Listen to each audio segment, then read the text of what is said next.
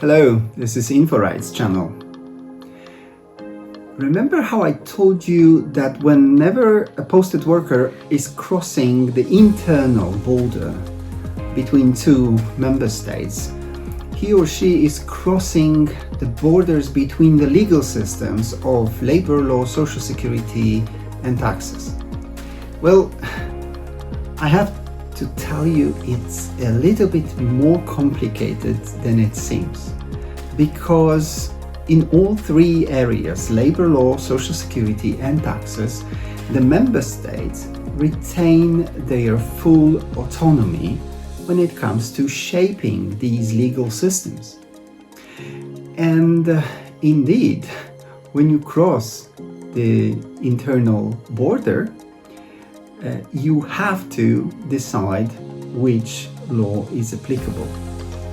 The unfortunate thing about posting of workers is that for all three areas of law, we have three different legislative techniques which all aim at avoiding the situation of uncertainty, of legal uncertainty.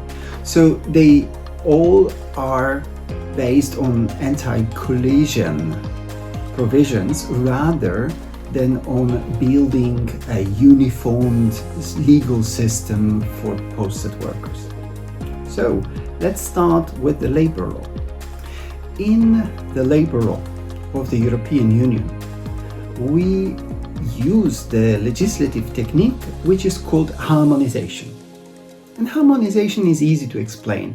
Imagine every member state has a full autonomy as to how to shape their working time, the way wages are established, the right to paid holidays, and so on and so forth, all the employment conditions. They can do this either by law, legislation, or by collective agreements. And the member states are free to choose also the method of establishing these rules. However, in the European Union, although we don't have one single labor code, thank God we don't have one, we do have some minimum standards which are established usually in the form of directives, whereby we expect all the member states to meet these minimum standards. So the European Union says to its members, well, you can shape your labor law as you wish, as you please, but make sure that whatever provisions you establish, they meet certain minimum criteria. So, for instance, there is a provision of equal pay for men and women, and it's a minimum standard for all labor law legislations. So if you conclude collective agreement, if you conclude individual labor agreement, you have to follow that rule because it's a minimum standard.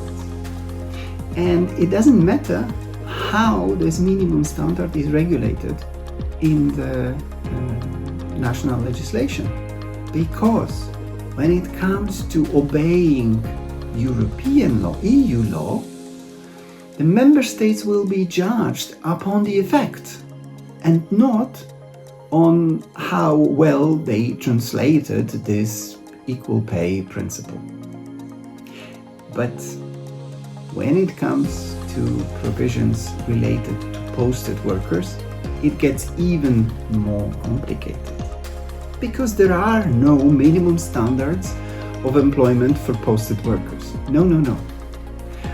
The directive on the posting of workers within the framework of the freedom to provide services requires each member state, to the territory of which the workers are posted from another member state, to impose minimum standards that are envisaged in their legislation in 9 selected areas of labor law, and force the employer, who, let me remind you, is running their activity in another member state, to apply these minimum standards of the receiving member state legislation.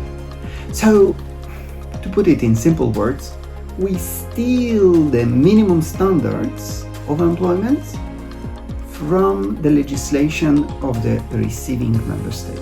So there are no universal minimum standards of employment for posted workers. When you are posted from France to Germany, you generally should apply French law, with the exception of 9 areas of labor law which you apply from the German law.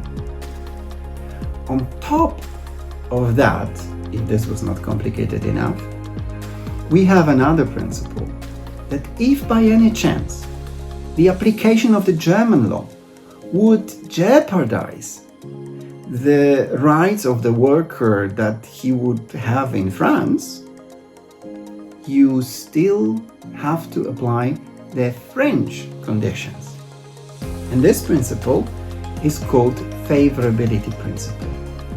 And I think that this is the heart of the Posting of Workers Directive, the favorability principle.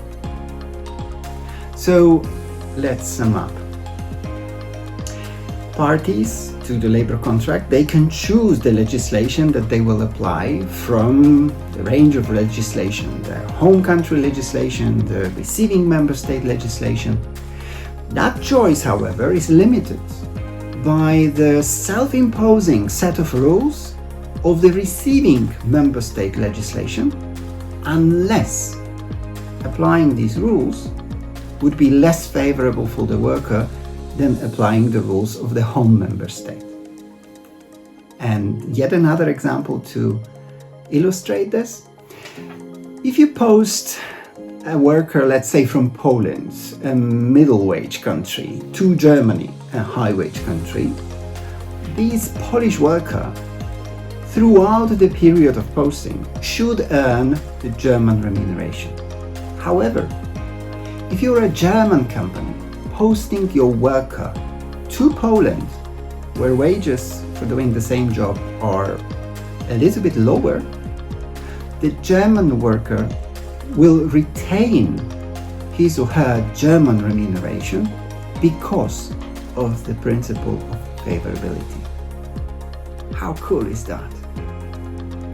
Stay tuned for more information on InfoRights channel.